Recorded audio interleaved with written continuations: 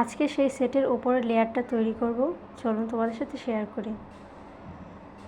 এই জন্য আমি উপরের লেয়ারটা প্রথমে বানিয়ে একটু শক্ত করে নিয়েছিলাম, তারপর ডিজাইনটা করে নিচ্ছি। নিচের লেয়ারের সাথে একটু সামঞ্জস্য রেখে উপরেরটাও আমি ডিজাইন করে নেব এইভাবে।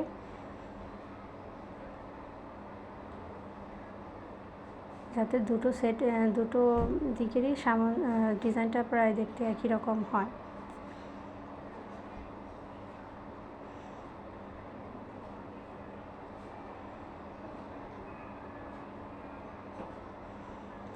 টেরাকোটা জুয়েলারিগুলো 2 লেয়ার 3 লেয়ারও হয়।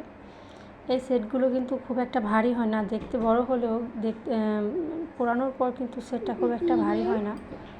এই দেখুন আমি কিন্তু পিনটা লাগিয়ে নিয়েছিলাম, এখন এর সাথে আমি অ্যাটাচ করে দেব। একটু মেপে নিয়ে অ্যাটাচ করব যাতে সুন্দর মতো ঝুলে থাকে জিনিসটা। দেখুন এইভাবে অ্যাটাচ করে নেওয়ার পর সেটটা দেখতে এর ফাইনাল লুকটা ঠিক এরকম হয়েছে।